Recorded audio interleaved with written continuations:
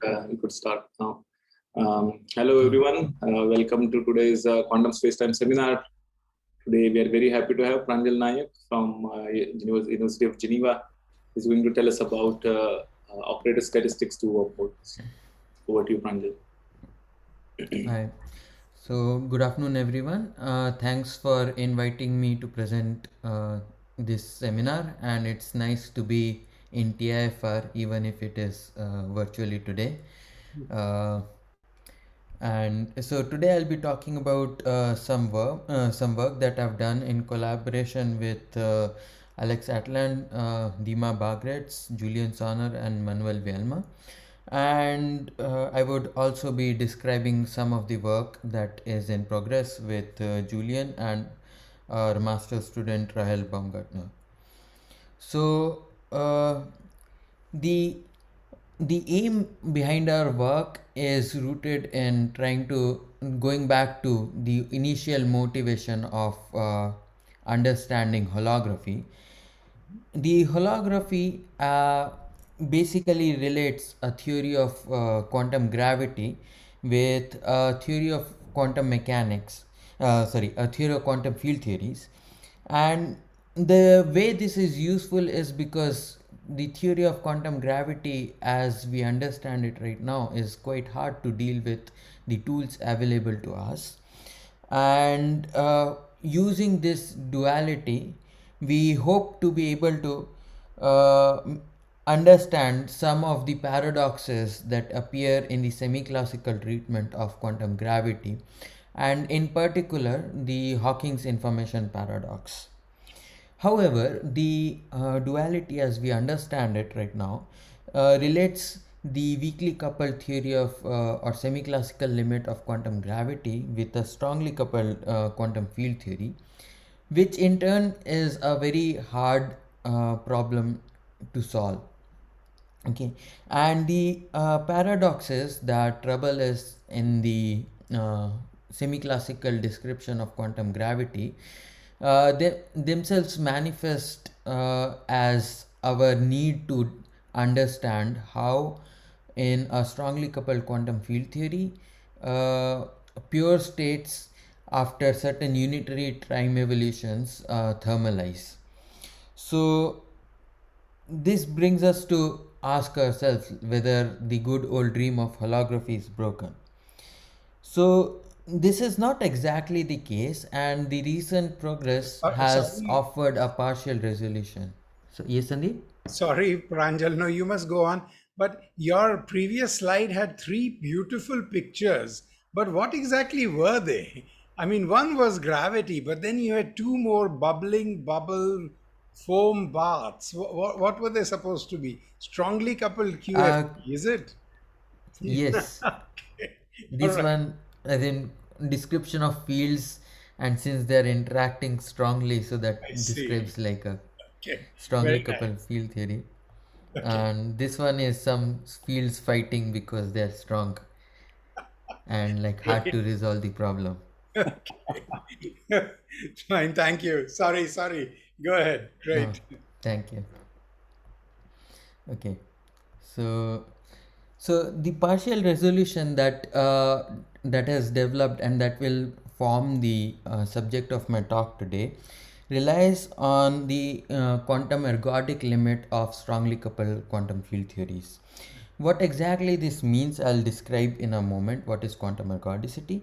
But the basic idea is this, that the quantum ergodic limit of the quantum field theories help us gives us some insight into the resolution of the unitarity problems in the strongly coupled field theories at late times. And the analogous resolution to unitarity is offered by certain gravitational configurations known as the Euclidean wormholes from the gravitational side. And our work is focused at understanding the precise relationship between the quantum ergodic limit of the field theories and the semi-classical configurations like the Euclidean wormholes. And what we are trying to say is that the semi-classical description in the gravity as captured by Euclidean wormholes is the description of the quantum ergodic limit that in the corresponding quantum field theories. So let me begin with describing what I mean when I say quantum ergodicity. Okay. So one definition of quantum chaos is given in terms of the spectral statistics of a physical quantum field theory and its comparison with corresponding random matrix theory. The precise statement is this, that if I look at the spectral statistics of the probability of finding two energy eigenstates which are separated by some fixed energy omega in the spectrum of a quantum field theory or a quantum mechanical theory, then if it follows the same spectral statistics with as that of a random matrix theory with the same symmetries, then that theory is defined to be quantum mechanically chaotic.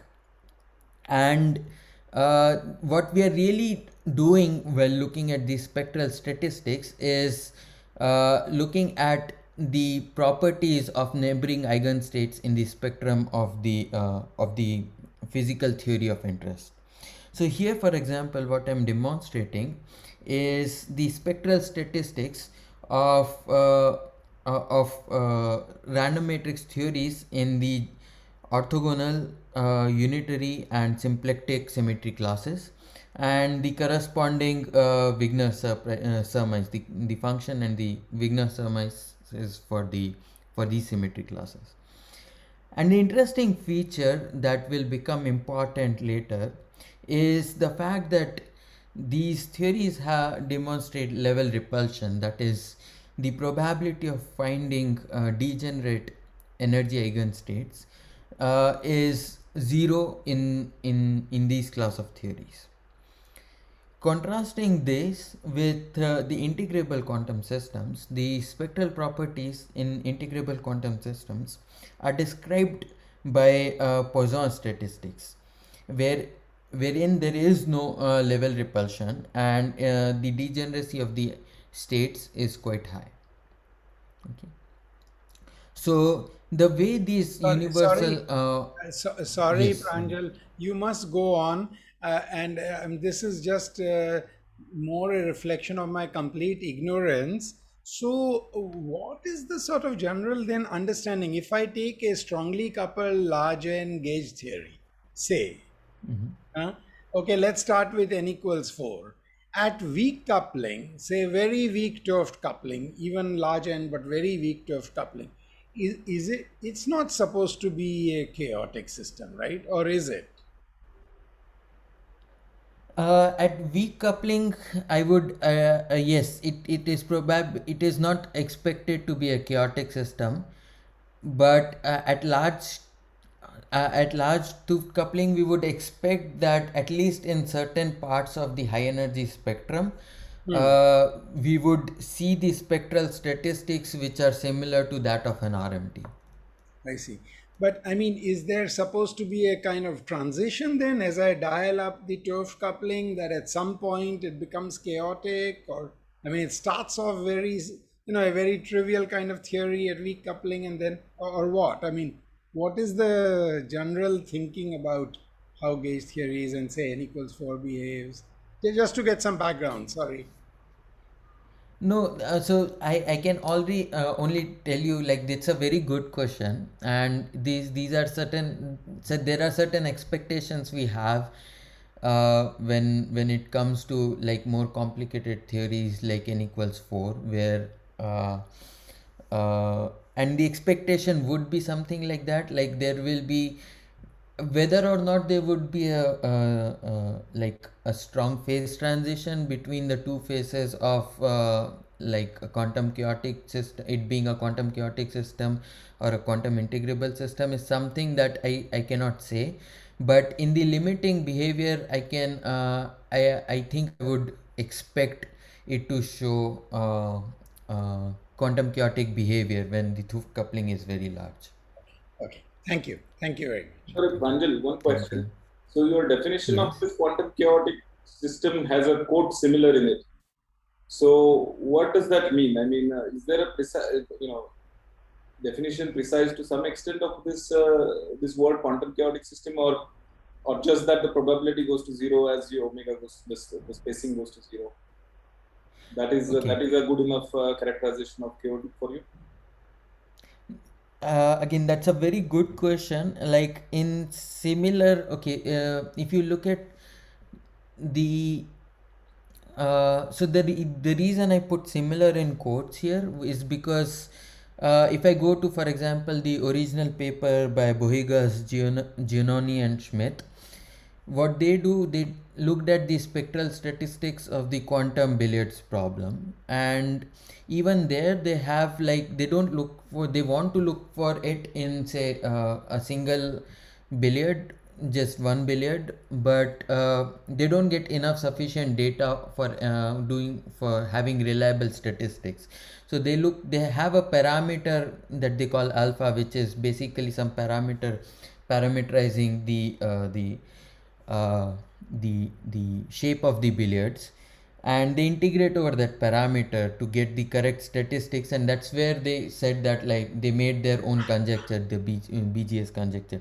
So the idea behind, like, putting similar in quotes is that it might be true for, like, say, parts of the spectrum, it might not be true for the entire spectrum, or it could be that there are degeneracies, but if the degeneracies are parametrically smaller than the Hilbert space dimension, like if you have order 1 degeneracies because of some conserved charges compared to, say, a Hilbert space dimension which is humongous, then we would still expect this to be kind of a quantum chaotic in its behavior.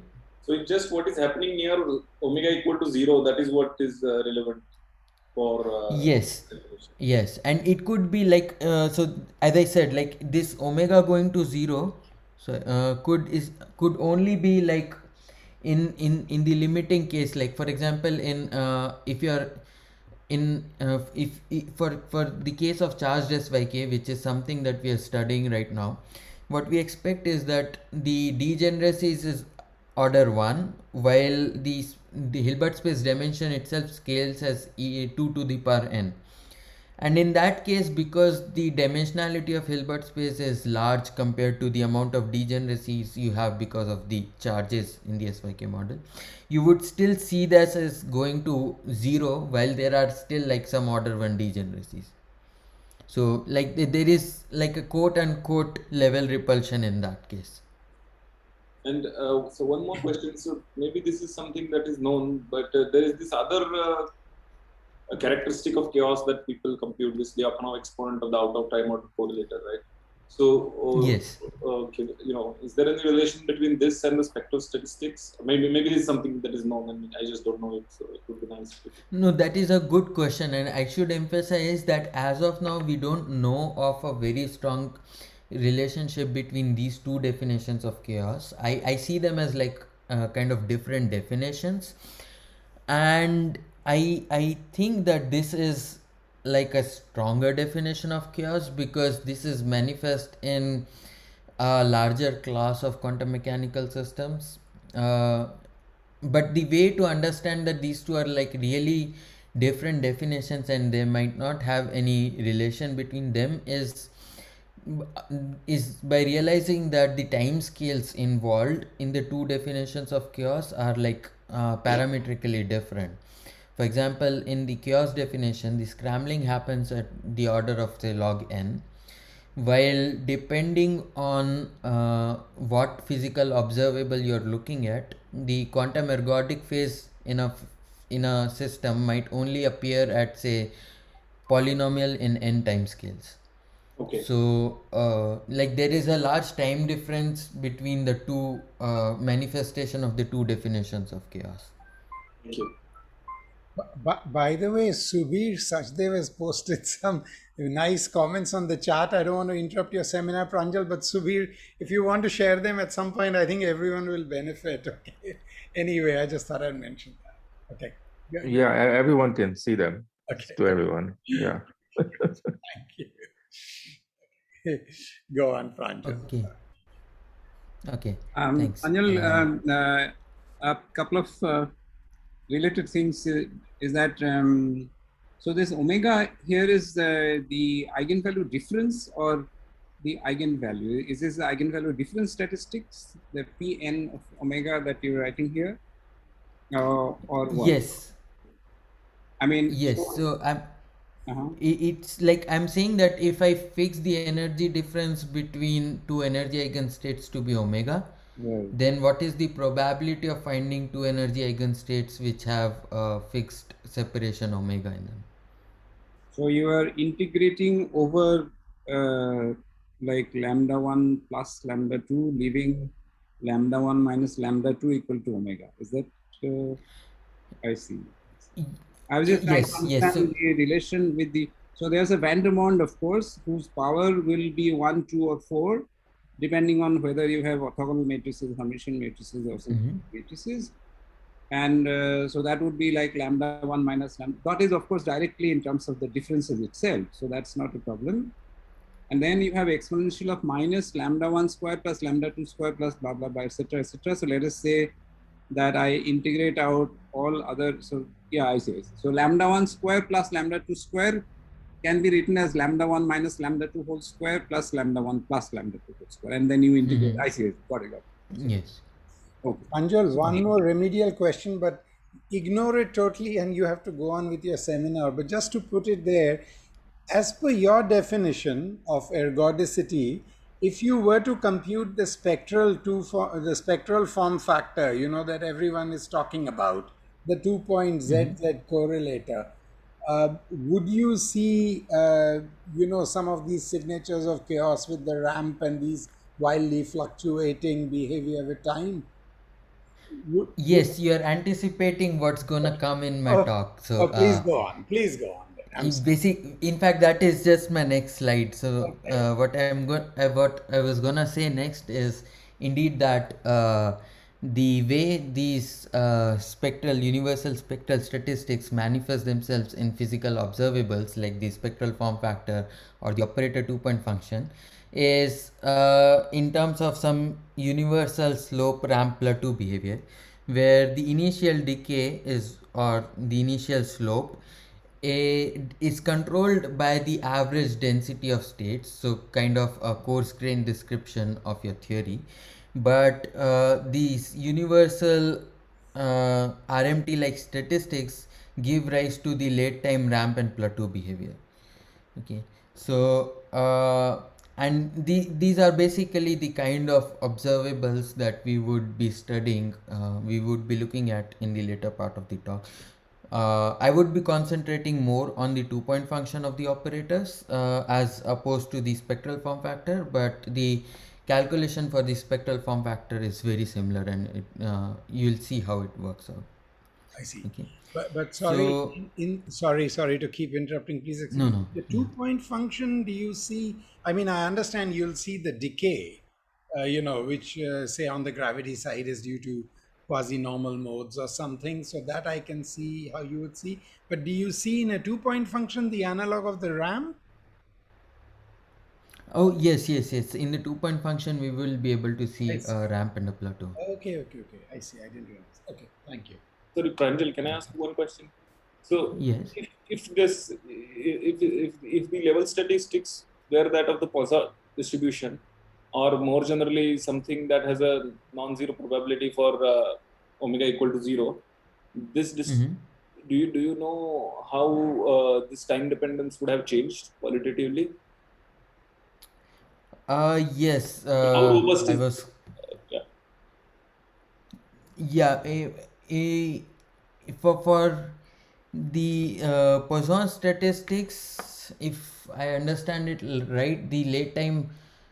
Uh, Yeah, there's no ramp and plateau in that case, and I think it just approaches a constant value at late times. Like again, an exponentially smaller value compared to the original t equals 0 value, but it is yeah, it's more or less a constant. Yes. Thank you.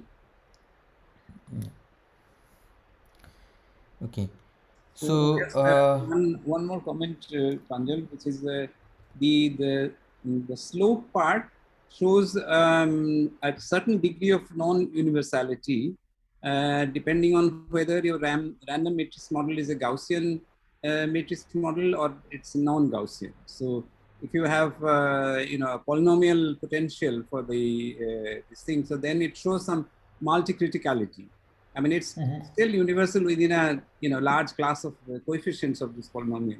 So I was just wondering if this is something that Ritam and Advait had found out, and I always wondered whether there is some bulk interpretation of this this lack of. I mean, you can either call it lack of universality or multi criticality. I mean, multiple universality classes. It doesn't show up in the that's a very ramp and the good plateau. question.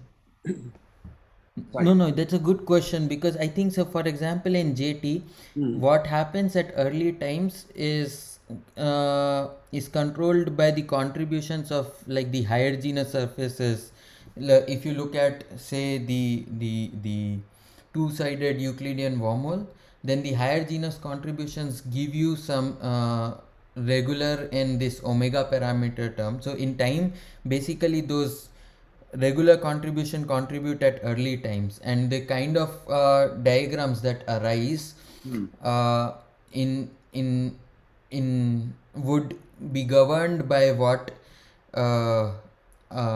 potential you choose for the matrix model in that case, and the contribution of the regular contributions basically of these homogeneous surfaces would change for different potentials of the matrix model at early time. So like when you look at some double scaled matrix model with different potentials, then it would manifest from the gravitational point of view in terms of like the contributions of these different contribution of these homogeneous surfaces. But in case of matrix model, even besides the regular terms, the exponent of the singularity that changes. Like it's like the difference of the coupling constant from the critical coupling to the power something, and that power keeps changing depending on which you are in the whether you are in the basin of the quartic potential or of the sort of quadratic potential and so on. I understand what you're saying about the regular terms. I see. Maybe we should discuss this because it's a little technical. We should discuss this later. Okay, yeah, maybe yeah, we could discuss this like Right. offline after this. Okay. So good. So as I said, like the initial time is given by the some non-universal theory dependent. The decay is given by the non-universal theory dependent uh, depend dependence of the observable on the average density of states, and the transition from this original decay to the ramp and the plateau behavior is what we call as the ergodic time, and this again is very theory dependent object. Okay. So the quantum ergodicity has been studied for a large class of many body systems, including the SYK model, numerically in like last for a few years, specifically for the SYK model and like many other spin systems and other kinds of systems in last few decades. But a concrete analytical understanding of what gives rise to this universal behavior at late times has been lacking up till like, and our work is kind of the work that tries to demonstrate how one can understand the emergence of this universal late time behavior analytically within the quantum many body systems. Okay. So before I proceed, let me first emphasize that despite having a disorder averaging, the SYK model is not an RMT. And the easiest way to see that is to realize that while the dimensionality of the Hilbert space of the SYK model is 2 to the power n, the the total number of independently chosen parameters in the SYK Hamiltonian is parametrically smaller than the Hilbert space dimension and scales only polynomially in n. So from this point of view, the SYK model is really somewhere in between the full random matrix theory and physical quantum theory, wherein the Hamiltonian is fixed. And what we hope is the technology that we are trying to build here will generalize and for a more general class of Hamiltonians, uh, which which uh, which which are the physical Hamiltonians, which don't have any disorder averaging. Okay, so now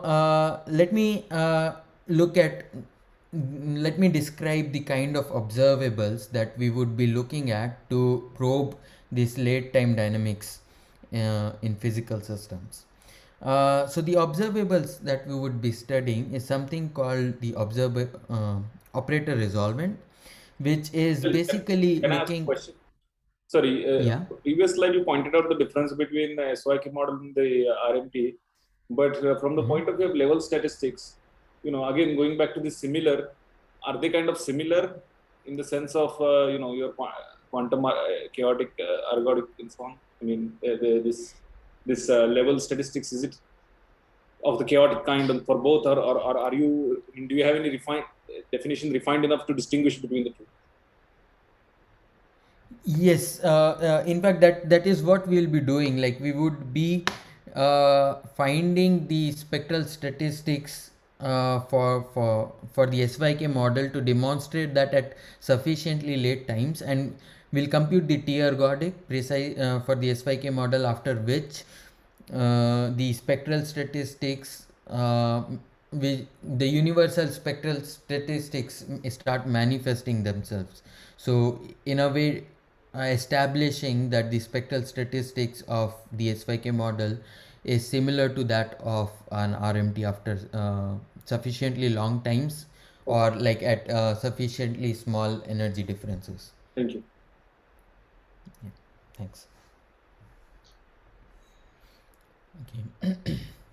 So what we'll be looking at is the observables we would be looking at are the operator resolvent, which looks at the operator, the values of the operators measured in energy eigenstates fi- fixed by a fixed amount omega.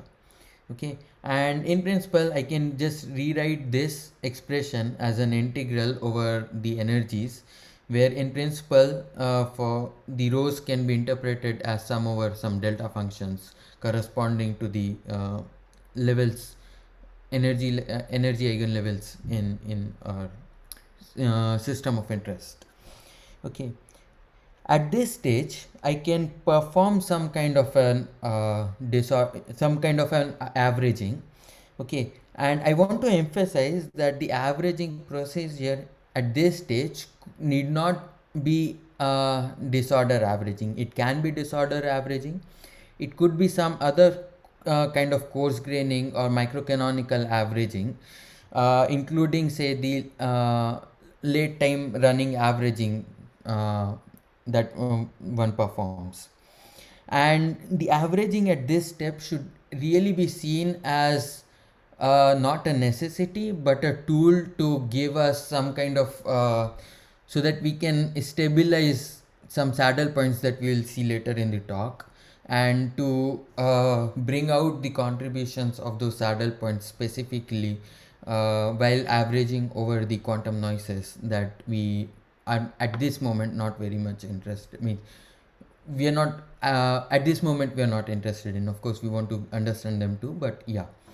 So Sorry, Pranjal, good. you will probably Yeah. define what averaging you want as you go along. But just since you mention it, what did you mean by your late time or something running, averaging? Was that, I would understand that if you were doing a kind of time average for some ergodic time dependent quantity, but here I didn't understand what you meant by that. Sorry. Right. So by late time, running late time averaging, I meant more like, say, an integral of your observable such that you take limit, say, t going to infinity 1 over t, say, up till t, and then dt, and your physical observable, say, ot, Yeah. o0, Okay, o0. basically some kind of a time average of a time dependent quantity. Yes, And then yes, if you are talking about energy, it might translate to some suitable yes, averaging yes, there. Huh? That's what you meant. yes, yes, Okay. that's what I Thank meant. you. Thank you. And this is precisely the motivation would be to like average over some very fast quantum Right. fluctuations that manifest themselves in the physical observables. And maybe that time average can then be represented as an ensemble average, like we usually at Yes, least assume in StatMech, right, for ergodic systems. yes, exactly. That's the idea. Okay. Okay. Thank you. At this stage, I would also want to make a small side remark. Uh, can can you guys are you able to see some? Ah, yes, you are now able to see. It updated quite late. Sorry. So I would like to make a side remark, which is that I could write these operators in their diagonal basis such that this term in the definition of the resolvent is a product over unitaries, and in that case when I take such an averaging procedure, then I would be averaging not just over the eigenvalues of the energies but also over the unitaries, uh, in this case. And the reason I'm making this side remark here is because we want our method kind of makes a connection between a few different proposals that have been made in last couple of years as to what the connection with the wormholes and the field theory might be. For example, the Stanford group and has concentrated on understanding the contribution of the averaging procedure over the eigenvalues, while there have been some suggestions from the group at UBC and Amsterdam, who have studied the averaging procedure over the unitaries. And here what we can demonstrate is, depending on what observable you are studying, you will have to consider the contribution of averaging coming both from the eigenvalues and the eigenvectors of the Hamiltonians. So energy eigenstates and energy eigenvalues. Okay, good. So why are we interested in studying this weird object, which is the operator resolvent? The aim, the motivation is because this operator resolvent is closely related to the operator two-point functions after some Fourier transform. And what is important is that the time parameter in this operator two-point function really is dual, Fourier dual, to the energy differences in the omega in the spectrum, in the energy eigenstates. So the long time limit really corresponds to looking at the small omega limit, which is also the limit in which our effective field theory description given by the sigma model will become relevant, and where we are interested in finding this universal random matrix theory like behavior for this theory of interest. Okay. So using this identity, wherein I can write the density of states as the imaginary part of some Green's function, quote unquote Green's function, I can write my operator resolvent. Sorry to keep interrupting again, Pranjal, but long time here. Let's say we take a CFT just so that we get rid of other scales. When you say long time for that situation, would you just mean long? What did you mean? Of course, there's the temperature, but is it just compared to temperature? Is there an N there? What does long enough mean? Or is that something Good. you'll come to? This is something we would quantify precisely by defining the ergodic times. Okay. So I should really call it late and not long. Okay. It's late times. Late time. And like how late is basically given is a theory dependent time scale and given by ergodic time. Okay. Thank you. Okay. Thanks. Okay. So using so what I can do is really write my operator resolvent as a path integral over some auxiliary graded fields psi and psi bar, and through some exact manipulations I can show that I can write the resolvent exactly as this path integral with appropriate source insertions and taking the derivative with respect to certain sources. Okay, so psi is graded fields which has 4 copies of the two bosonic two commuting bosonic variables and two anti-commuting Grassmann variables.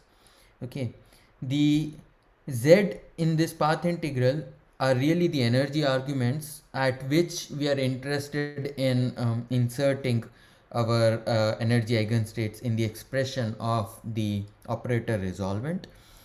Okay, and what is important here again is to realize that once I switch off the sources, this path integral is really like computing the ratio of determinants, an object which is very well suited for computing some non-perturbative effects in any theory. And the fact that it is a ratio of determinants, whenever I take derivative of an object like this, I naturally get normalized physical observable. So I don't need to worry about the effects of normalization coming to be taken separately. So, and that is precisely also the motivation behind having the fermionic variables and as well as the bosonic variables, because the fermionic variables correspond to the insertion of the determinant operators in the numerator, while the bosonic corresponds to the determinant operators in the denominator. Okay, so at this stage it is important to realize that this action has U 2/2 causal symmetry corresponding to the rotations in the 4-dimensional graded space, basically corresponding to rotations between these fermions and the bosons. And this symmetry is only there as long as all the z parameters are equal. When the z parameters, the energy arguments, are not equal, then this symmetry is explicitly broken.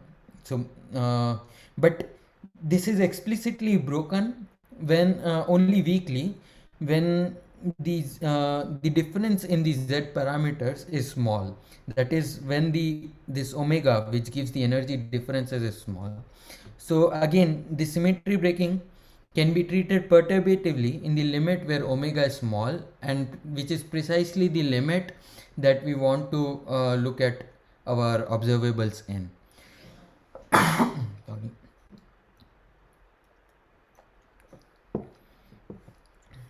Okay. Sorry. And moreover, like while doing this path integral using the Largent techniques, what we observe is that the symmetry is also spontaneously broken by the saddle points of in the limit where the dimensionality of the Hilbert space is very large.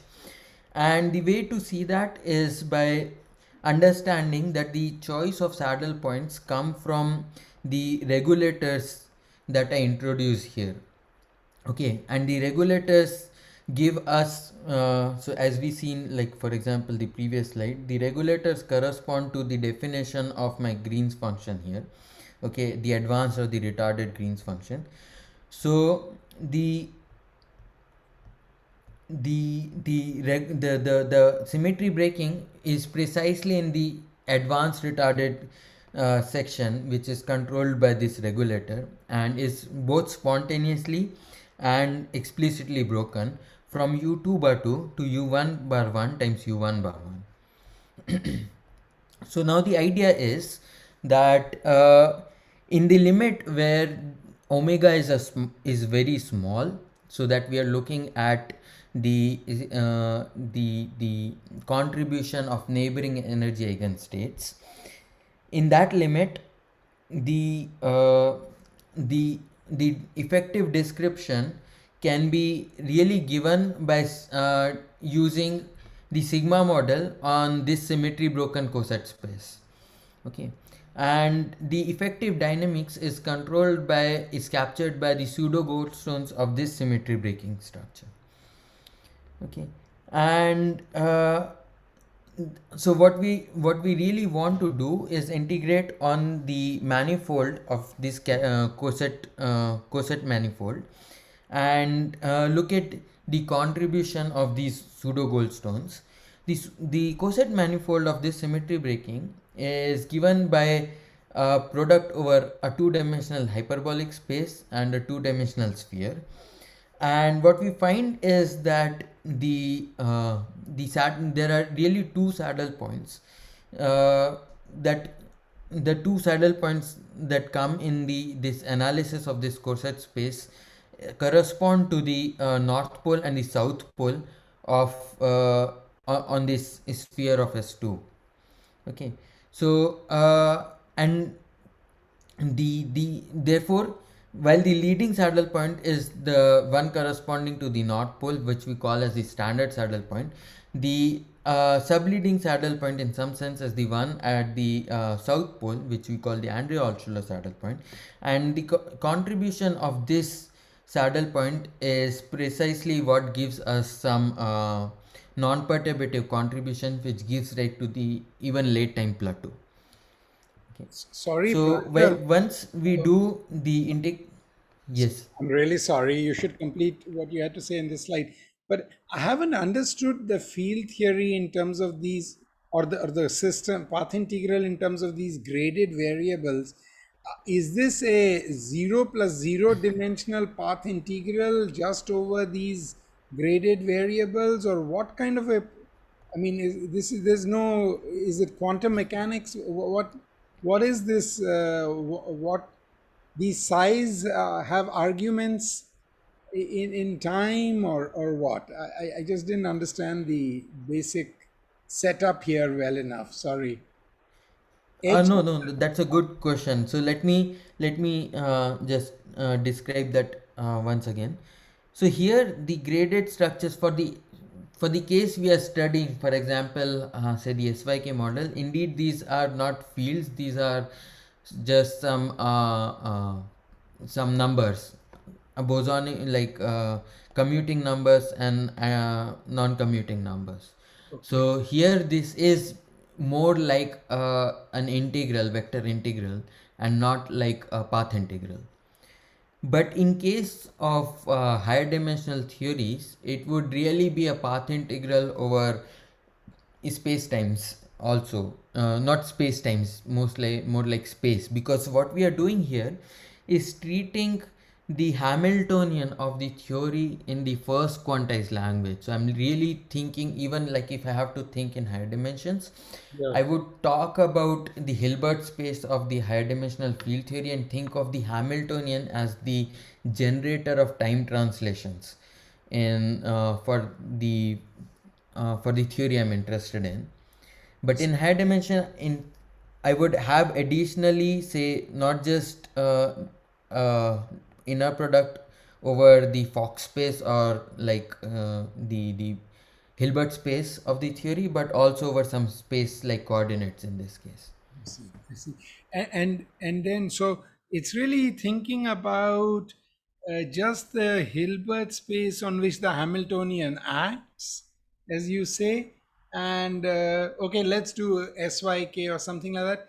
There's a Hilbert space on which the Hamiltonian acts, and psi is it's just numbers, right? It's not even it's just numbers such that and H is an operator acting on psi. Then what does that mean? Z minus H plus little h dot psi. I mean, I take psi to be a vector and H acts on it. Is that the way to think about it? Yes, H is a matrix acting on this vector. So this here the structure Yeah. is really like this is a matrix. Yes. The Yes. this entire thing. So Z is some energy variable which is really coming with as an identity in this Yeah. 4D. So this vector is like 4D times 4D vector, where D is the dimensionality. Right. Of the Hilbert space. Yes, dimensionality of say your Hilbert space. Got So it. this is an identity. It is not an identity in the four full. So this is a d by d times identity and some a diagonal term Yes. in the Yes. graded space. I understand. I understand. And yeah. Yes, yes. And H is acting on the d-dimensional piece, right? Yes. Yes. I got it. Thank you, thank you, thank you. Please go ahead. I'm sorry. So no, thanks for the question, because this is I think this is quite important, because like while this technology in SYK and like lower dimensional systems is quite much more in SYK we don't have any space like dimension, so this everything really boils down to some matrix integrals in this case. Yeah. But in higher dimensions, that is where like the non-trivial aspect comes in, because we need to think of the entire Hamiltonian as like this big matrix which acts on the Hilbert space of, say, if you're looking at n equals 4. Yeah. And the non-trivialities come from precisely this description. Okay. Okay. Thank you. Sorry, Pranjal, could you give an intuition as to why writing it this way rather than the way you had written before is somehow useful? Because these are manipulations, right? So how come? Maybe I guess once you exploit symmetries, I don't quite understand why is it that writing it this way is better. So good. What I'm really interested in doing here is looking at the spectral statistics of the full theory, like the kind of like energies, not the I'm more than being interested in the local dynamics that arise in a theory. I'm interested in looking at like the states, evolution of states in this theory in like the first quantized language. Okay, and in that case, because like the way I defined quantum ergodicity was in terms of like the statistics of the energy eigenstates. So if you kind of say regulate your quantum field theory, put it in a box, introduce a UV and IR regulators, then you have like a discrete set of states that you can explicitly write down, more ideally both perturbative states and non-perturbative states, and then there'll be an Hamiltonian which acts on this like very large Hilbert space.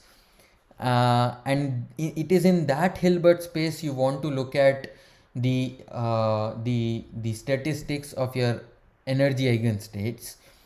And to do that, like really this is the way to do that, because I use some exact manipulations to basically write the density of states in this full Hilbert space in terms of the first quantized Hamiltonian, like some imaginary part of the inverse of the Hamiltonian in this space. Okay. I don't know. Does that answer your question, Abhijit? Well, maybe things will clarify once you exploit, the symmetries of the formalism. Hi, Pranjal. I'm really sorry I came late, but just one quick question. What do you mean by first quantized Hamiltonian? I'm sure you said this before, but if you can briefly. No, thanks. Thanks for the question, Shiraz. When I say first quantized Hamiltonian, I really mean like say a matrix. So if I think of even for a high-dimensional quantum field theory, if I think of this as it having a Hilbert space, which might be extremely large, and then there's this matrix which generates time evolutions of like an entire time like slice in the theory. So the this complicated big d by d matrix which generates time evolutions, and like studying those time evolutions, the generator of those time evolutions is the first quantized Hamiltonian as I define it. I see, and that's what I would call the Hamiltonian. It's just the Hamiltonian of the system, right? Yeah. Or is there a second? I mean, is there Yes. something else? Okay, sorry. No, Okay, no, no, no. So, okay. So the reason I'm being more cautious is because, like, at least in my experience, when I say Hamiltonian, you all sometimes it tends to confuse with Hamiltonian density, and I'm trying to differentiate it with that. okay, thank you. Yeah, thanks. Okay. Pranjal, just to maybe this is the question which Sandeep had also asked. So you have psi bar, then z minus, etc., but you don't have anything like a psi bar del t psi. You know, if I wanted to have some kind of a second quantized version of, so you know, you have some kind of a second moment of a certain Hamiltonian, and you want to give it some interpretation in terms of some I would call it second quantized thing, but it's yeah. So there is no say psi bar del t psi, of course, because there is no time here. I'm getting confused a little bit. So this is some auxiliary system which is like a dynamical system which gives the same result as what you had out of a single Hamiltonian. I mean, like some second moment of the Hamiltonian. No, yes, I don't have a del t psi here precisely because, like, Because there is no time. let me see. Yeah, okay. There is no time in some sense. I'm looking at the properties of the Hamiltonian. Okay. Looking at yeah. So this stuff that So appears in the exponent looks like just the Hamiltonian. There is no psi bar del t psi. So it's not the yes. action, huh? But here your action itself is like the Hamiltonian. Is that the thing? I mean, you have a path integral, and the path integral Yes. usually comes with some exponential of some action. Here it's the exponential of some Hamiltonian, some auxiliary Hamiltonian. Yes. Yes. Okay. Uh, so yeah, it's I mean I like to call it the generating function, say for the insertion of the, let me go back to that where I wrote the determinant operator. So it's really like like a generating function for inserting this determinant operator, which is useful to extract out the properties of the Hamiltonian itself. But for that, I could have used heat kernel, right? I mean, for determinants, I mean, you know, I could use some four different heat kernel variables to represent these four determinants, and okay. No, I think that's a good thought. I don't know what will happen if I use that method, but I think yeah, maybe this heat kernel method can also be generalized to study something like this. All right. Or maybe these are the four heat kernel variables. This S plus psi, S minus psi minus. Okay, Yeah, I'm not able to. I'll think through this a little bit. Yeah. Okay. So let us go back to where we were. About this. Good. So we were talking about the fact that we need to integrate over the sigma model manifold, which in the small omega limit. So in the small omega limit, we really have the effective description, which is given by the symmetry breaking structure, and we integrate over the coset manifold, and this description is uh, correct as long as one, the dimensionality of the Hilbert space is large, and as long as the omega is small.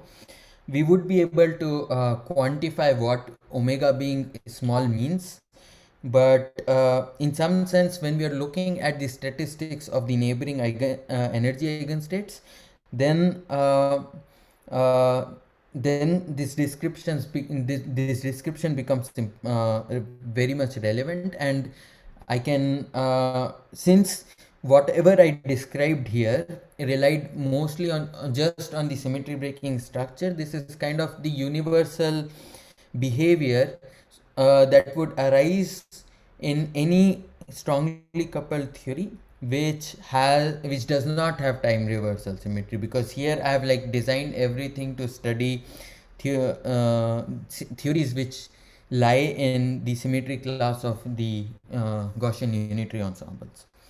Okay, and when we are integrating over this coset manifold and looking at the large Hilbert space dimension limit, what we find is there are two saddle points corresponding to the north and the south pole of this S2 sphere, and uh, the contribution of the standard saddle, what I label as the standard saddle, is gives rise to the ramp-like behavior at the late times, while the contribution of the second saddle point gives rise to the plateau-like behavior.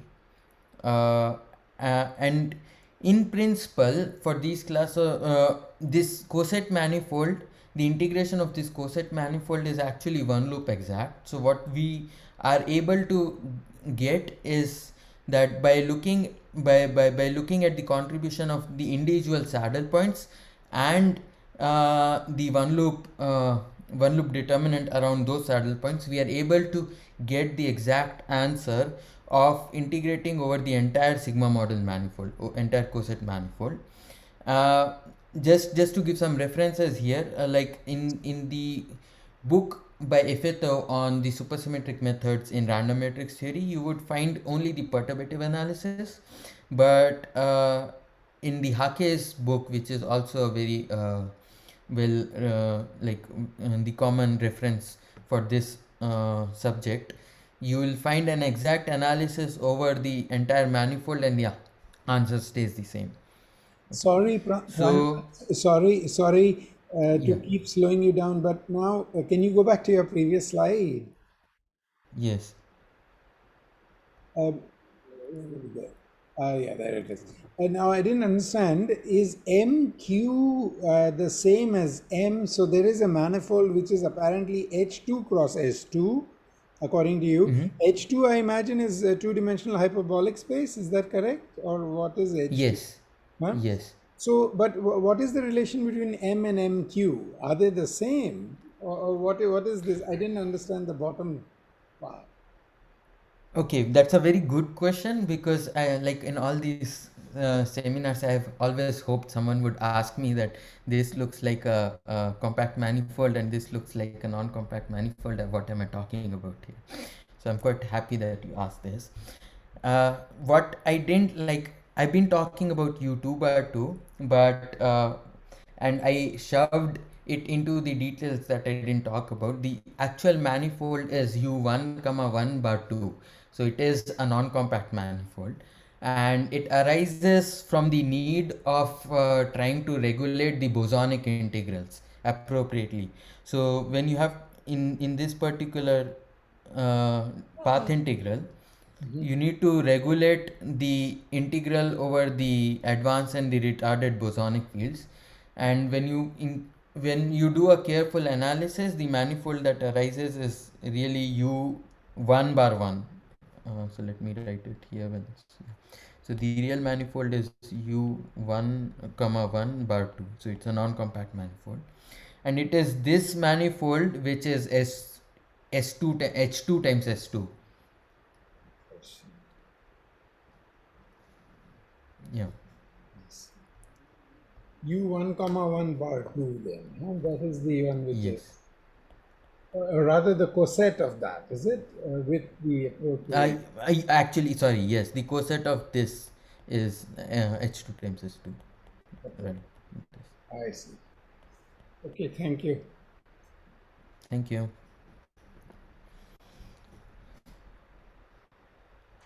And also, this observable was a function of omega, right? So these saddle points that you have will give you some function of omega, right? The Yes. standard one and Yes. the other one, the south pole one. Yes, so here, like, let me show you the exact. So the weight depends on omega is, I didn't write down the exact expression of the action here. The question is, you were saying something about time dependence, that the standard one will give you the slope, if I understood it correctly, and the other one will give you the late time behavior. So now you went from omega to time space. So I got a bit confused there. Yeah, okay, I'll demonstrate that, like, just in a minute, like in the next slide, how what's happening there. Okay. Okay, so good. Uh, so when I go through the entire technology of integrating over this coset manifold with the correct source insertions and taking the derivative of the generating functions as I described in my 2 slides back, what I get in this limit where the sigma model becomes relevant is that the operator resolvent is computed to like the contribution by of integrating over the coset manifold to the operator resolvent gives me an answer like this. Okay, and in this answer what is really important is what we call as the sine kernel, this last part, 1 minus sine square s by s square. Okay, and here s is okay, I keep forgetting to correct this is s, and s is really the omega measured in units of mean level spacing. Okay, so s really gives you how many levels you are away from the energy eigenstate that you are probing at this moment. Okay, so let me just write it here. S is really omega measured in mean level spacing, so this is mean level spacing.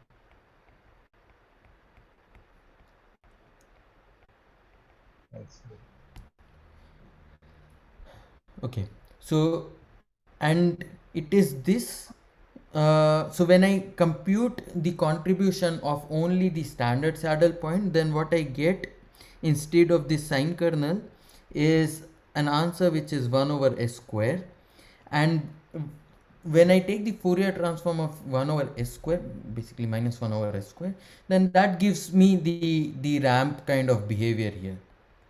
Okay, and when I also add to it the contribution of this Andrew Altshuler saddle point, I get the full sine kernel, which is this, and the Fourier transform of this full sine kernel is has both the ramp part and the plateau part. I see.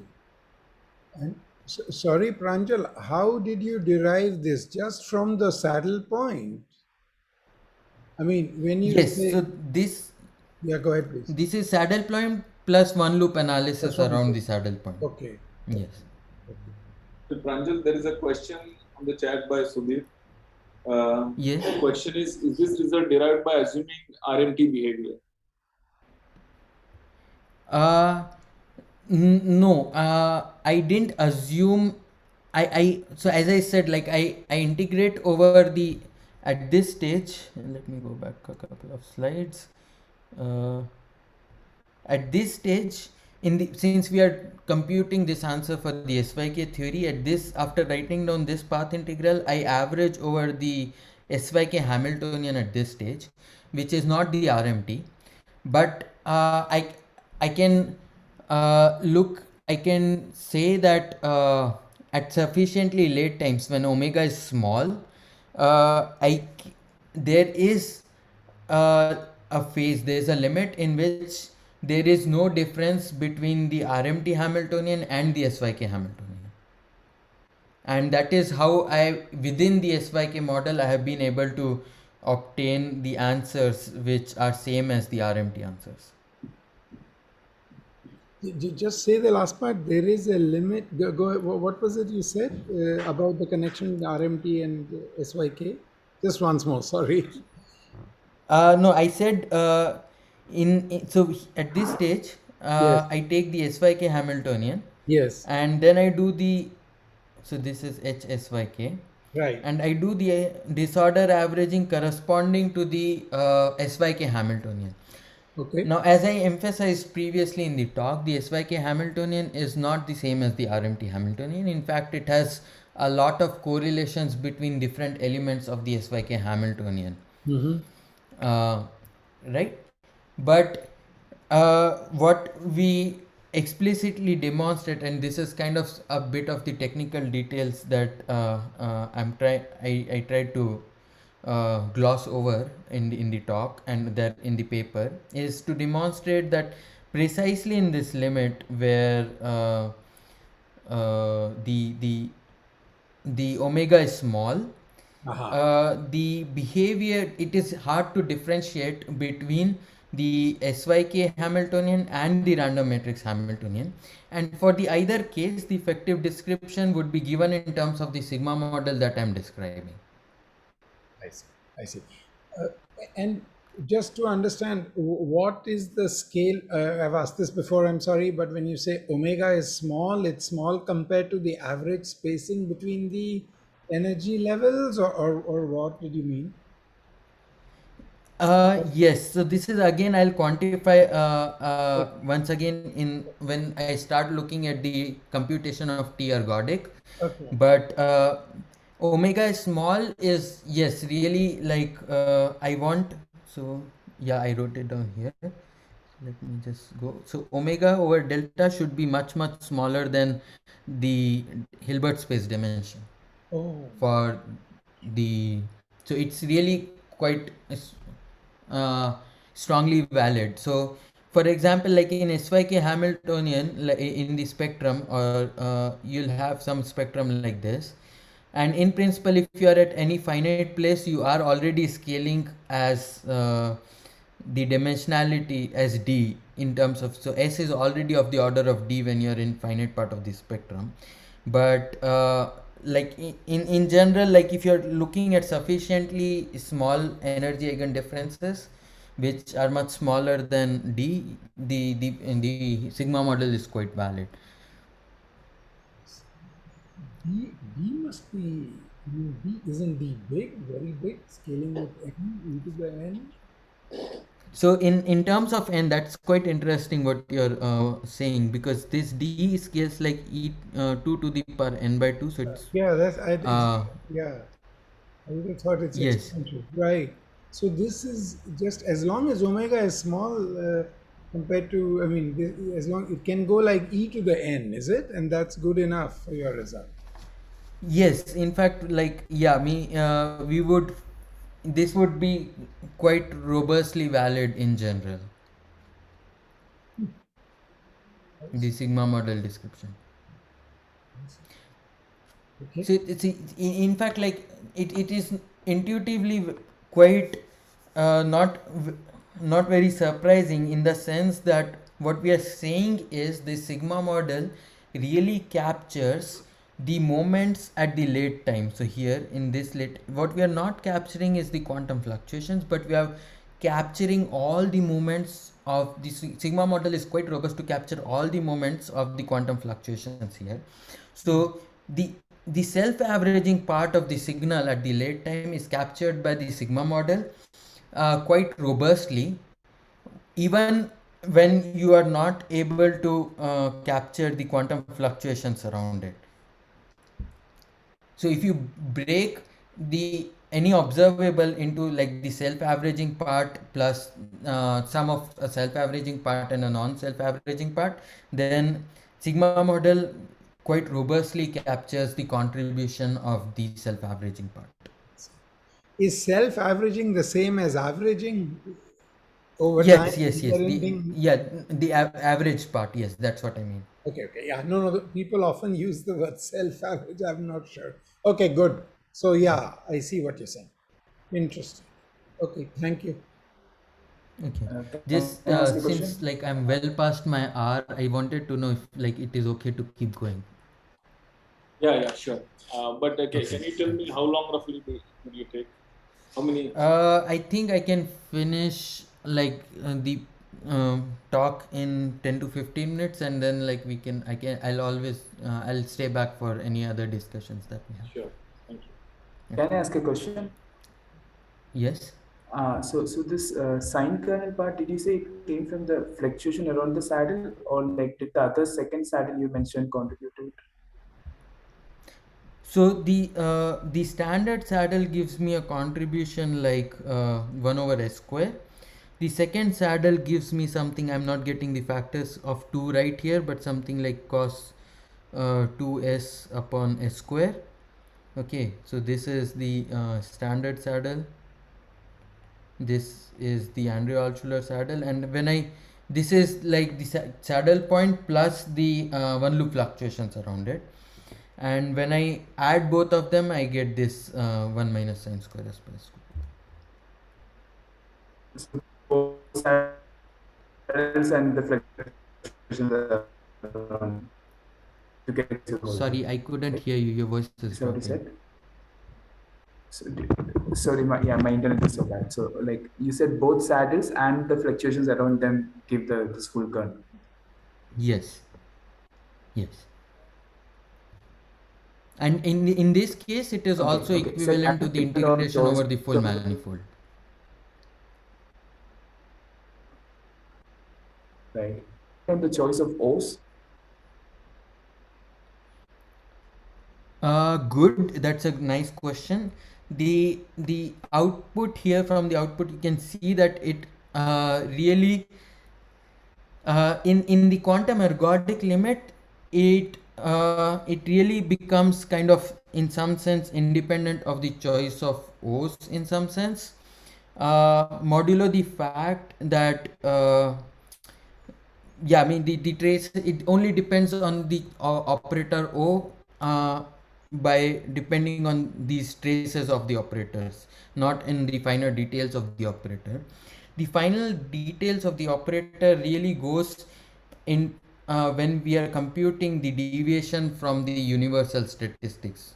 Okay, so this is also quite interesting because in RMT, as I showed you, if I wrote the operator as a product over the diagonal values and unitaries, since in a full RMT the integration over unitaries is done, so it only depends on the values of the diagonals of the operators or sum over them, like the traces. So from that point of view, it is not surprising that in the limit in which the theory becomes resembles a random matrix theory, it only depends through some traces of the operators. Should I just think that this is some two-point function of the operators, but mediately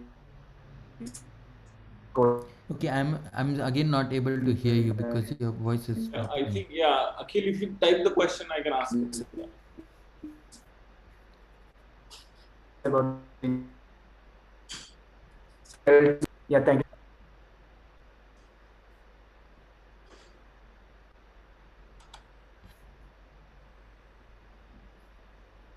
Go on, please, Pranjal. Okay, thanks. Good. So wait, now I need to rub off. How do I rub off things here? Bad decision. This way. Sorry. Good. Uh, so we also looked at like compare. We looked at obtaining the the sine kernel numerically by doing some numerics on the SYK model, and we find a very strong match between the expected the sine kernel kind of behavior in the energy against speed of the observable of the operator resolvent, both numerically, and there's a good matching between the numerics and what we were expecting analytically. Okay. So what is what's really non-universal in various theories, and something that should interest us, is trying to understand how to obtain these ergodic time scales at which the transitions from the universal late time behaviors to non-universal behavior happens. But before I do that, I'll take a quick detour and try to make a quick connection with what's happening from the holographic point of view. And So sorry, as we Pranjal, sorry, you must go on, and we'll come back to this later amongst us or whatever. But just to say, your results seemed to, I didn't understand it too well, but it seemed very general, right? As long as you have this symmetry broken structure, this coset manifold, you would come to this result, right? With the two yes, saddles.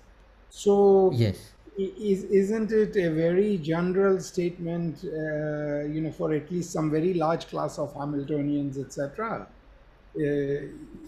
even much beyond SYK and so, isn't it? Yes, yes. So let me highlight also like Julian's work with Alex Atland, where they kind of gave the setup more generally, but what we did in our work together is really demonstrate the technology that they have emphasized in their paper for the SYK model. But you are quite bang on here that the entire setup is very wide, generally applicable. Okay. Okay. Thank you. Sorry, I didn't quite understand, Pranjal. I thought one of the important things here was to do this, ensemble averaging in the SYK model. I mean, even though you had, so for example, if you take this thing and H there, the capital H that you had, if it were some integrable Hamiltonian, your coset structure would still be intact, right? Because that just consequence of kind of observable you are looking at, right? But Again, yeah, that's a okay.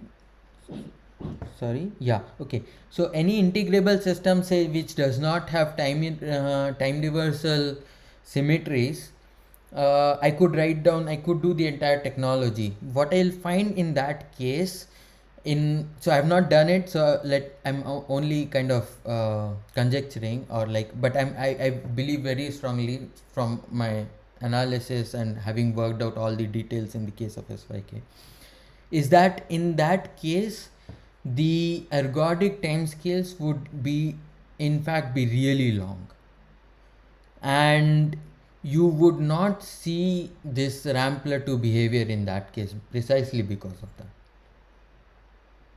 But the saddle points, them giving you the sine kernel, etc., that was some, that means dependent on the kind of Hamiltonian you had, right? I mean, not just because of the coset that is coming out. No, the other way to say it is, it might exist there, but it's washed out by the contribution of some more dominant terms, which I will describe, like when I just in a couple of slides I'll tell how I do the analysis of studying the ergodic timescales, and then it will become very apparent how for theory which is integrable all this will not hold. Thank you. Okay, thanks. Okay, so right, so a quick connection to holography is this, that in holography, as we understand it, the black hole in the ADS is really dual to a system in a canonical ensemble. And even this definition of holography itself is sufficient to demonstrate that at late times the unitarity does not manifest itself, which which is easy to see by doing, say, a computation of the 2-point function on the Euclidean black hole manifold corresponding to Euclidean black hole, which is the cigar geometry. And one finds that while the gravitational answer gives us a decaying behavior, the actual very generic quantum mechanical arguments tells us that the late time behavior of something even in the canonical ensemble does not go to zero. So what this tells us is that the gravitational answer only reproduces the initial decay, the slope of the physical observables, okay, and not the ramp and the plateau, which is crucial for our understanding of restoration of unitarity. And from the gravitational point of view, the way to see that is by including the contribution of some higher genus wormholes, which after including those contribution, one is able to obtain the ramp and the plateau behavior only in the average sense, but not because one is not able to obtain these quantum fluctuations around it. What quite interestingly, what we found in our work is that the kind of Feynman diagrams, the fat line diagrams that arise in the sigma model analysis of the sigma model are topologically same as the geometries in the bulk. Okay, and given that there is an entire story of how the random matrix theory gives rise to generate surfaces in two-dimensional geometry, we are presently trying to understand if there is a more concrete way to see that these geometries that arise in the sigma model description are related to the wormhole geometries from the gravitational point of view. Okay. So going back to the field theory side. Sorry, Pranjal, there's a question I've been dying to ask you. Let me ask it here. Yeah. You answer whenever you like. You know, Okay. as you know very well, in the gravity case, the ramp is suppressed compared to the, say, the leading part by a factor of e to the s naught, or basically a genus counting parameter, right? E to the exponential of the difference of the genus of two boundaries versus one. So e to the minus, I don't know how you count n's, but e to the minus n squared, let's say. And in your sigma model, do you see that? I mean, I didn't quite understand how that was happening. So yeah, but you can answer later. Huh? That's something I'm curious to know. Okay. that's a very good question, Sandeep, and I think it would be good to answer it once I like go through this slide once, Sure, because please, it will be easier for me to answer it. Please. Okay. Okay. So by going to the now we want to understand what gives rise to the non-universal behavior as we move at earlier times. Okay. What again I glossed over and didn't describe in the detail in my talk is the fact that the ergodic limit corresponds to, say, some mean field approximation in doing the path integral, the ZH path integral that I demonstrated earlier. And the mean field approximation corresponds to an ansatz, or like the saddle point solution being identity in the Fock space, like the Hilbert space dimension. If it is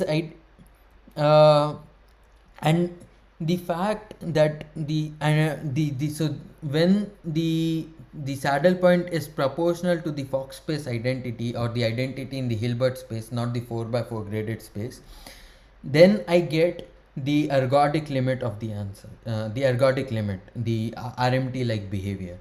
Because if you do the computation in an RMT, you only have this contribution.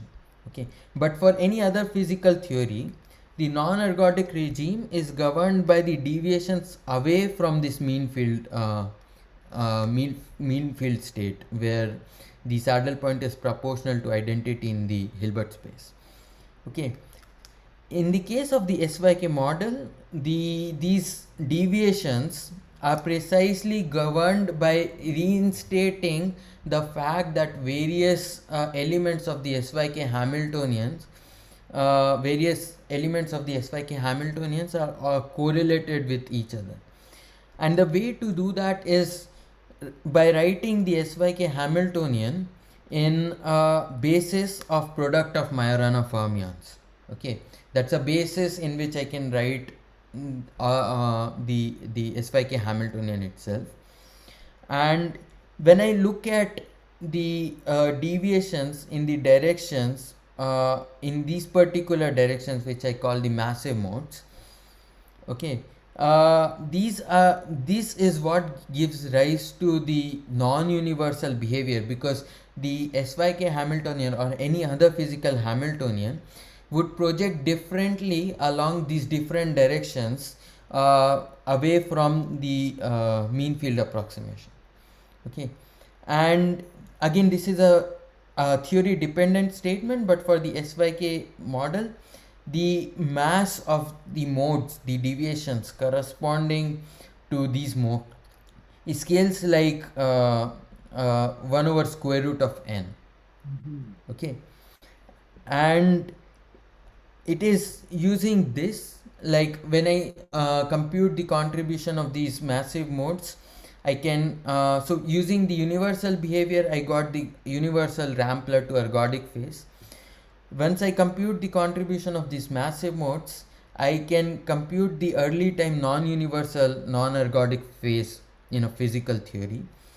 And precisely by matching the contribution, the time scales at which the contribution of the early time non-universal massive modes matches matches that of the Rampler 2 behavior, is when I get is how I compute the Thouless time. So for the SYK model, for example, in the case of operator computation, so in case of operator insertions, it also becomes important that you take the projection of these massive modes in the direction of operators, because so in that case, the Thouless time or the ergodic time scales like n to the power 3/2. While doing the spectral form factor computation, for example, you get a scaling which is square root of n times log n. So this itself, the ergodic time itself, is an operator dependent statement, which again is quite nice, because we expect that if I have an operator which is very fine-grained probe of your system, then you should be able to not see the random matrix behavior. You should be able to distinguish distinguish between it not being an RMT. You are able to probe all the correlations, the exact nature of the Hamiltonian.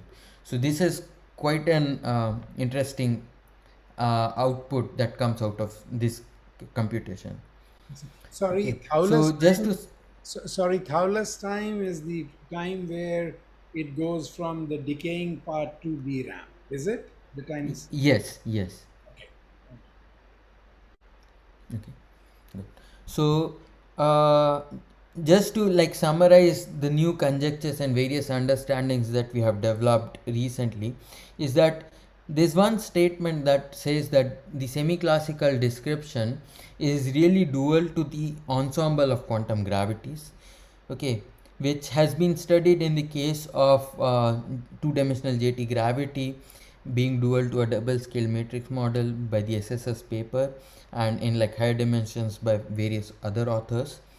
There's another statement which comes from the UBC group as well as the Amsterdam group of Ben Frivogel, which states that the semi-classical gravity is really dual to an ensemble of quantum states, so which really depends on the integration of the unitaries.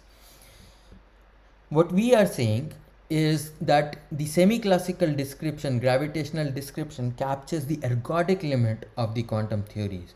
So only this averaged behavior which exists in a large class of quantum theories. Okay, so it is not like you really need to do any kind of an ensemble averaging. What you need is to understand how this ergodic limit arises in a physical quantum theory. Okay, so this is kind of a more universal statement from that point of view. Okay, so but in either case, the important lesson that we learn here is that the semi-classical gravity has more information about the fine-grained spectrum structure of the spectrum of the quantum theory than we had originally expected it to be. Okay, so just like Sorry, Pranjal, again to interrupt you, but I mean, you might be being a little polite here, but just to ask you, aren't you saying just because in semi-classical gravity you see wormholes doesn't mean you have to abandon the notion of a unitary theory with a well-defined Hamiltonian, etc., a single Hamiltonian? You don't have to abandon that. Rather, maybe the lesson is that you have an ergodic theory and the wormholes are calculating for you some kind of time average quantities. yes, that is the statement that we are making, and like you might need other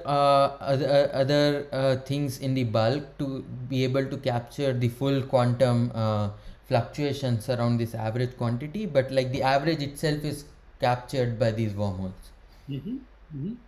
Okay, right. Sorry, but I'm a bit confused. I don't know. Maybe this is some very basic thing, but I mean, main part of the talk concerned itself with computing this ramp plateau behavior in the SYK model, right? Which is Yes, in some sense this ensemble averaged kind of a thing. So, yes, so I didn't quite perhaps understand this difference between the ergodic limit that you're talking about and the ensemble average, because the coset, even though you use some coset kind of a approach, the H, the way capital H was handled was by integrating over all these J, I, J, K, L, right? yes, YK couplings, which is an No, ensemble average, I think. yes. So, me already in the case of SYK, the important difference is that a smaller ensemble average, as I demonstrated, as I showed previously, as the ensemble average is already a much smaller average than like what you would need to define an RMT. And what we demonstrate in some sense is that within that we are explicitly able to show that the ramp and the plateau arises. But it's ensemble average But nonetheless, right? yes, but I like okay.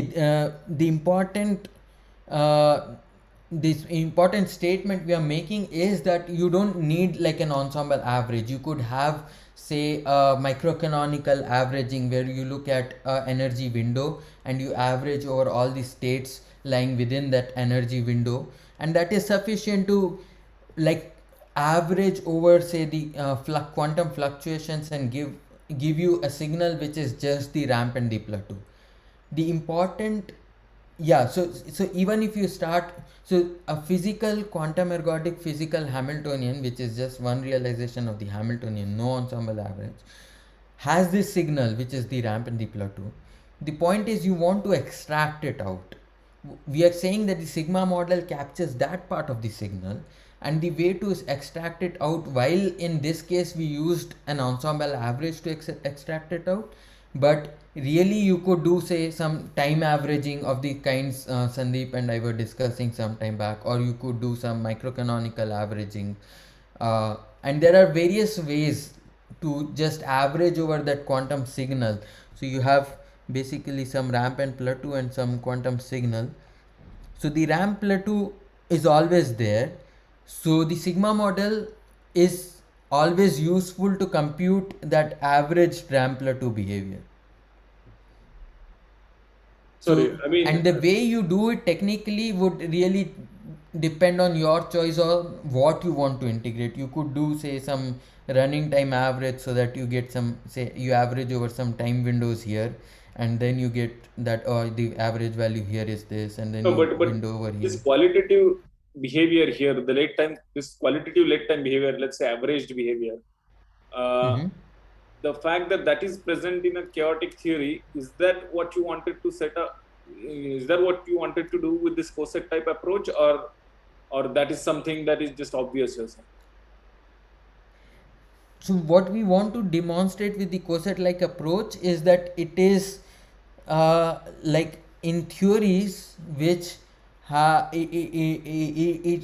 since the coset like approach uh, exist in a large class of theories, like you can derive the coset for a large class of theories, you could explain the ramp and the plateau in these class of theories by using the coset approach. Okay, but then so in the talk, did you say this for a particular theory without any ensemble averages? Did you, maybe I missed it, but were you able to show that for a given theory without any ensemble average you get this type of average behavior at late times? So I demonstrated it by SYK, which Right. has an ensemble average. Yeah. But So that's again, the important thing was this, that right, the SYK model has a smaller averaging. It is not the full RMT averaging, and still I'm able to derive Yes. this sigma model in Yeah, that case. Pranjal, that's a good point. But just to maybe just restate what Abhijit is saying slightly differently, or basically what he's saying, I could you have done the calculation for a single instantiation of SYK with no averaging, but with the time average done, say, and shown the plateau and ramp arising as a consequence of your saddle points? Is that a doable calculation? right. That is a calculation we are exploring right now. Not like if we are able to obtain it for a single realization of a theory. So right now we don't have it, but we strongly believe that like we can do that. So that's something that we are trying to do right now. But to say that for this kind of a behavior to arise at late times you don't quite need the ensemble average is not a conclusion that follows from what you just did, right? Just to understand. Uh, Or maybe, I mean, does it follow indirectly, or this new work would be required to establish that? no. This already comes from the fact that because see, even when you take a physical theory, it has an average ramp and plateau behavior. There's no ensemble averaging. No, but Okay, you so are a telling ramp me. I and mean, can I see it? I thought your work is about oh showing that behavior.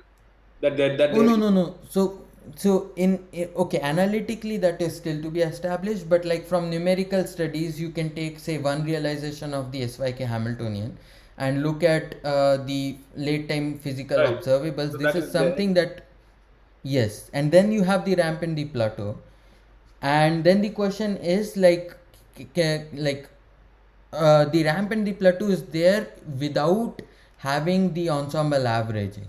That's the important thing here. Right. And like Right. what part in like what sector in some sense in the field theory gives rise to that is the question. So we are saying that the sigma model description gives you the ramp and the plateau, and then you have, of course, you have the question about where the fluctuations are coming from. Okay. Thank you. Okay. Okay, so let me just kind of skip this because I'm already over time. Actually, yeah, just last one. I'll make one last statement, which is basically that uh, there is some connection with ETH in this entire story, in the fact that what together the quantum ergodic limit and the Euclidean wormholes are capturing, especially in the case of such operator computations, is the the suppressed part in the definition of the ETH, eigenstate thermalization hypothesis. And this is something that we looked for the case of charged theories in this work with Jan Debor and Alex Pilon, and is also some part of the work that we are doing with my master student and Julian, our master student Julian and mine. And the thing that we are trying to establish there is, even when you have symmetries, as long as the degeneracies are parametrically smaller than the Hilbert space dimension, then you would still have this kind of quantum ergodicity story. Okay, so just to summarize, what we have done as part of this work is to understand how the random matrix theory like behavior manifests itself in various physical observables, and then how it arises in physical systems.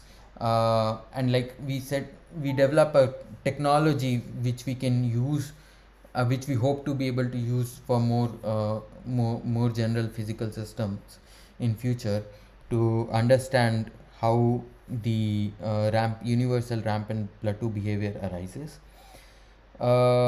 We developed an EFT description which captures the ramp and the plateau behavior at the late time limits, and we study some connections between how they can be related to the Euclidean wormhole geometries in the bulk, and what's the connection between these geometries and the ergodic limit.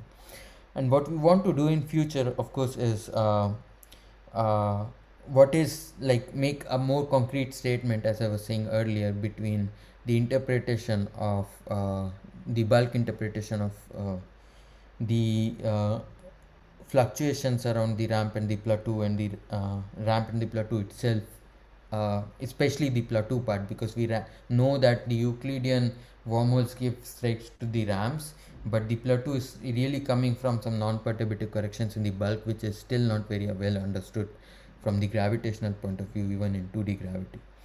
So that's something that we are trying to understand. And in future we would also like to see if there and understand if there's a relationship between the replica wormholes and the Euclidean wormholes, which both play a crucial role in restoration of unitarity in different systems like Hawking radiation and in these operator 2-point functions. So that would conclude my official part of my talk. Sorry for taking longer than I promised, but thank you for giving me the opportunity to talk today. Thanks. Well, thanks a lot, Pranjal. That's all. Pranjal, I've asked many questions, but I have to ask you one more, and you can Yes, answer after everyone else leaves.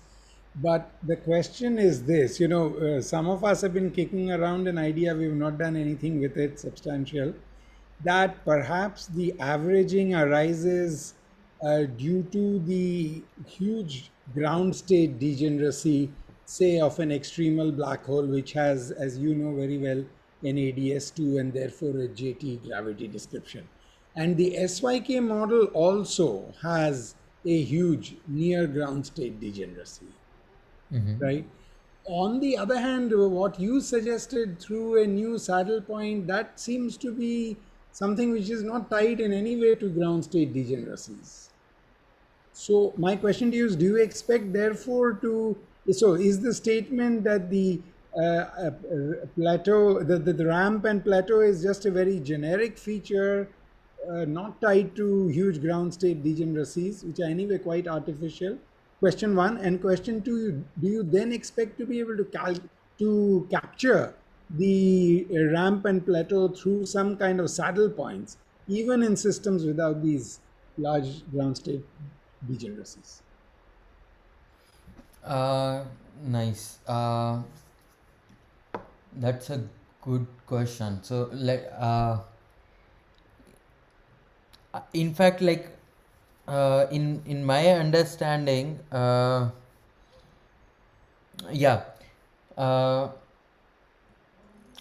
this captures. So the technology I described here in terms of the sigma models and its two saddle points really captures the it captures this ramp plateau behavior at any energy. Like, so if you remember, when I'm talking about, say, the IR limit, I am not going to say the low energy spectrum, because this omega is really the energy differences, and it could be in any part of the spectrum. So in principle, yes, we are not we are not restricting ourselves to the edge of the spectrum in some sense. But for a as a model, when I was studying the double scaled Gaussian matrix model, basically the conservation matrix model, what I found is that this approach was very robust, starting one level spacing from the ground state. So you're not still really at so in your way of saying, it could probably be it is probably reliant on high the density of states near one near the ground state, not at the ground state. Okay. But yeah, I don't know a very precise answer to that question, I would say.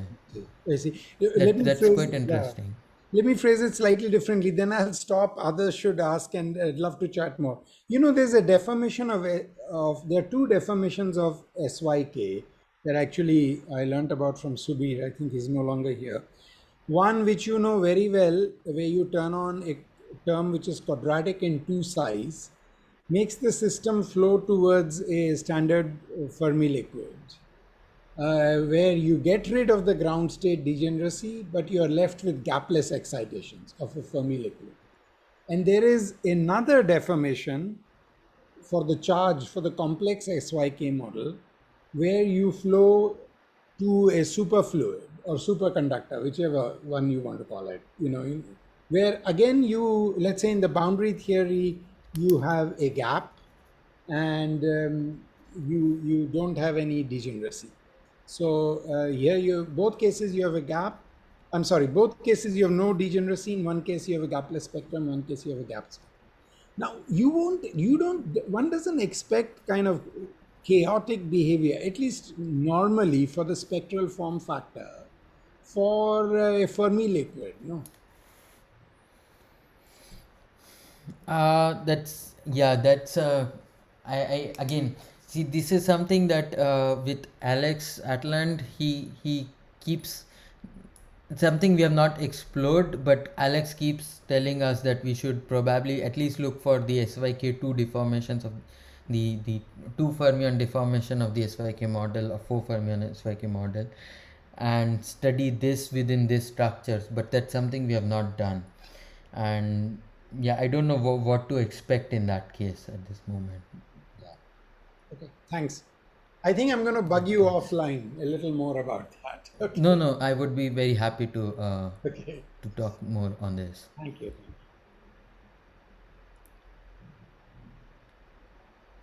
Do we have any more questions?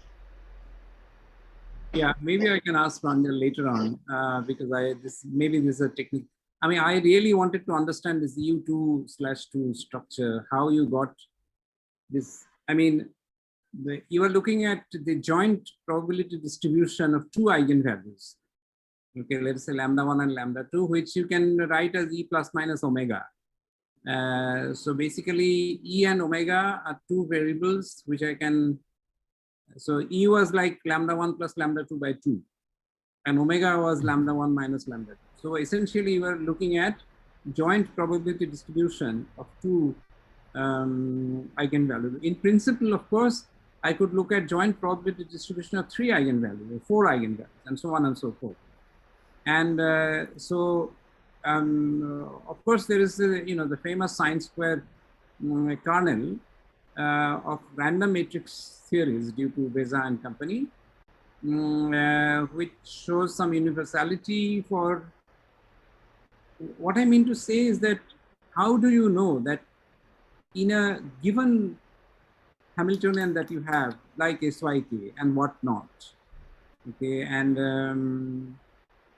what is the structure to look at? I mean, how come you landed on the joint probability distribution of 2 eigenvalues?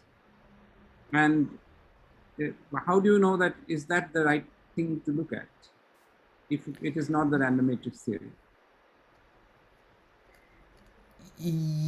So the reason we were looking at this is because we were looking at the 2-point function of the operators.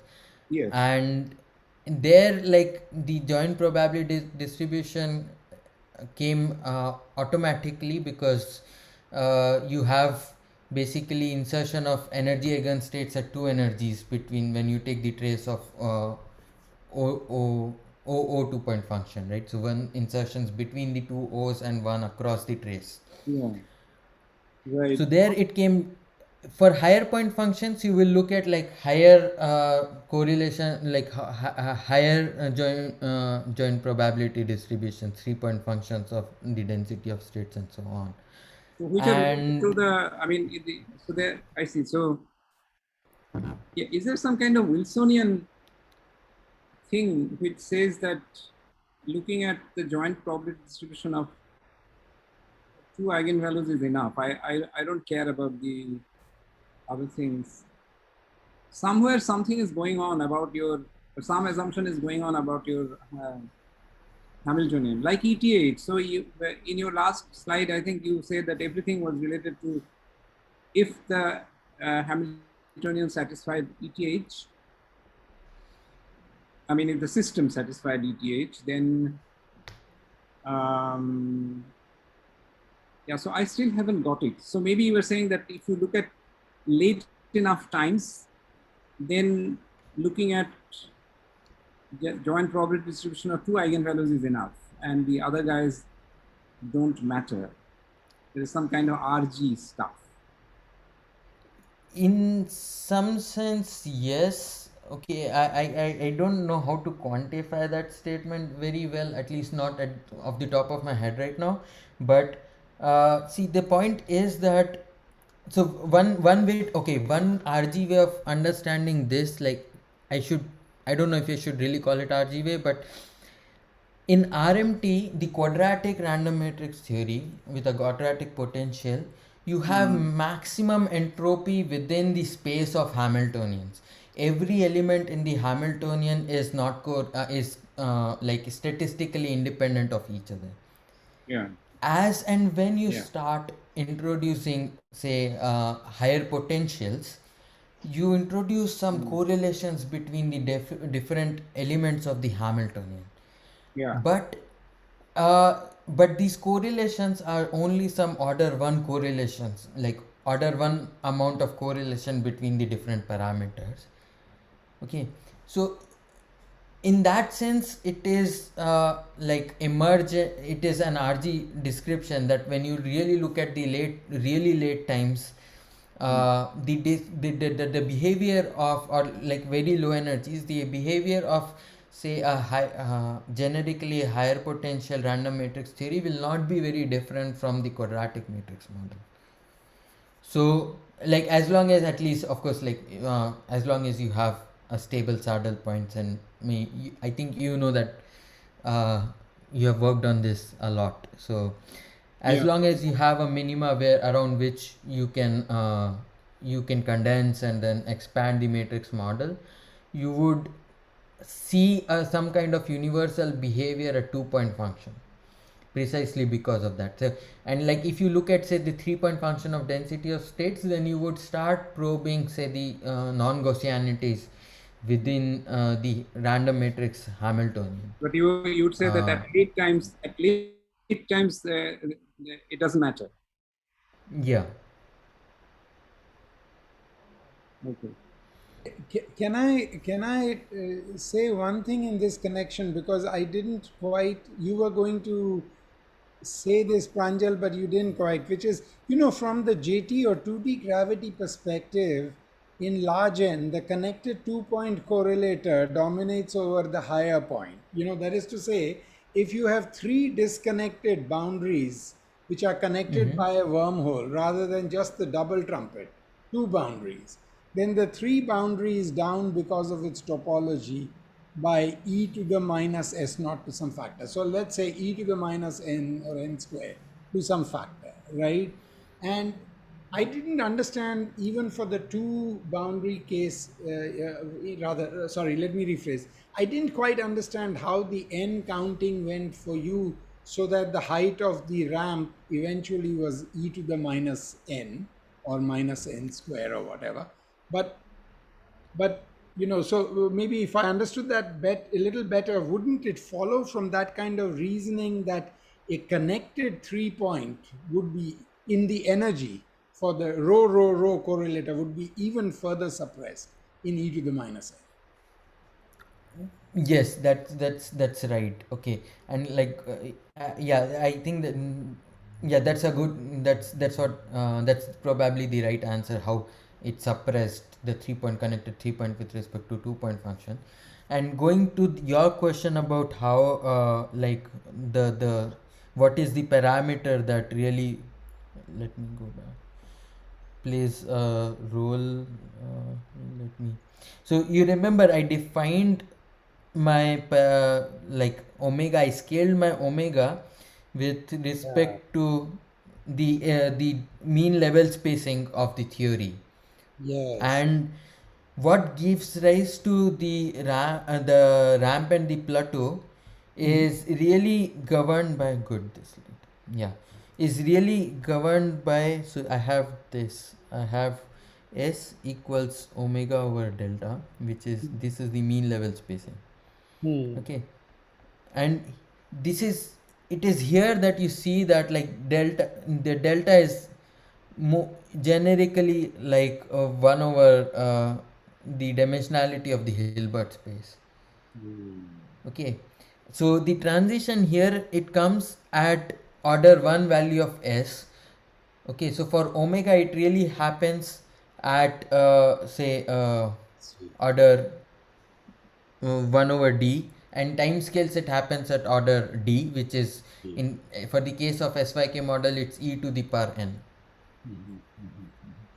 And then the height of the plateau also, right, is suppressed because the connected 2 point is suppressed. So the amount to which it rises before it plateaus out, let's say, or the average magnitude is also then suppressed by something like this, right, by 1 over d or something. Yes, it is suppressed by again e to the power s, but that is true for spectral form factor.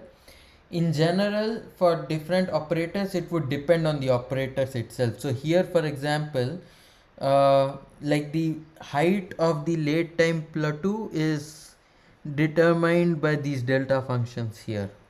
Okay, so the value of the height itself depends on what the values of the traces of these operators are. Yeah, you're right. You're right. For the 2 point, it's a little different. Yes, and in fact, like for then again, like using it, if it's the fact that if suppose it's a local operator which obeys ETH, it's precisely here the connection with the ETH comes in, because then you are saying that within the connected part, since this is the kind of the connected part, Yeah, what this combination probes is that small part in the definition of ETH, the exponentially suppressed part of the ETH. I see. And if I define ETH also for say the 2 point functions, one can argue that this has two traces in it, this has typically one trace in it. So this is exponentially e to the power s, this factor is e to the power s suppressed to this factor. Okay. I see. That is the okay. It's the small part, and the small part is down by e to the minus s. Yeah. Yes. Okay. So that explains the. Thank you. Yeah. Pranjal, quick question. Sorry, I missed much of the talk. I didn't follow most of it. But quick question. I've heard that this ramp is a consequence of repulsion between eigenvalues. Yes. Repulsion between eigenvalues of the Hamiltonian. Do your formulas display that fact? Yes, thanks for the question, Shiraz. Uh, so the fact, this precisely this factor which I derived using the sigma model, when plotted like in energy eigenspace, gives you this behavior in the within the spectrum. So this is what demonstrate the repulsion, the fact that the probability of finding another energy eigenstate at the same level as the one I'm probing is zero, because this is somehow is in some sense related to the density 2 point function, the connected part of it. Okay, thanks. So if I replaced this, if I replace that 1 minus s square by sine square s by s square by any function which is 0 at 0, that would also give a ramp. I mean, the ramp is just a feature of the fact that that was 0 at small s. The ramp was the feature of, so yeah, no. The feature, this particular fact really comes from the second saddle point. So the ramp is really comes from the fact that this here just around the first level, it goes as 1 over s squared, this particular part. This is given by the fact that this contribution resemble cos square s by s square in some sense, or sine square s by s square. Sorry, I was asking, if you Fourier transform this in time, you would Yes. see that that it starts rising like a ramp for any function that goes to 0 at small s here, or I mean, does that rise reflect the fact that this 1 minus s sine squared s by s square is 0 at small s, or it reflects more details of this function? The rise in the Fourier transform. The rise in the Fourier transform is related to the fact that there is a zero here in small s. No, wait, sorry. Let me just. The plateau is related to the fact that there is a zero in small s. Oh, the the ramp plateau, maybe itself. that's what I'd heard. Yeah. Okay. Yes. The plateau comes from the fact that there is a zero. I see. Yes. And the ramp reflects more. But yes, but precise nature of the plateau itself would also depend on, so this is what you're asking, like if I change some other to another function which goes to zero, then how would the plateau change? And we also kind of know that because if the precise nature of this function here changes for orthogonal ensemble or symplectic ensemble. In orthogonal ensemble, you don't get a ramp and a plateau like this. What you get is something which is an asymptotic plateau. Okay, and say for symplectic ensemble, you will get something which goes like this. So it goes to plateau from above. I see. And which precisely changes because the corresponding sine kernel, I don't know what else to call it, but just like quote unquote, it's not a sine kernel because it's not this function. But the corresponding function for the different symmetry classes differ in their behavior around 0 as well as around this point for the different symmetry classes. Thank you. But these graphs are for SYK, is that right, Pranjal? These graphs are for SYK and they would look very similar for any theory which is within the unitary symmetry class. I see. So you found that SYK is in the universality class of Hermitian matrices, unitary ensemble. Right? Yes. That's what you're saying. Yes. Would you have predicted that it would be like because I guess that for any particular coupling constant, it's a Hermitian matrix. Is that the reason? Not really. See, because see, what symmetry class it lies in is a much easier computation than all this. Like I just need to find an anti-unitary operator and see how it commutes with the Hamiltonian. So in SYK, we, for example, know that for certain values of n, it is in unitary class, but for certain other values of n, it is in orthogonal and symplectic classes.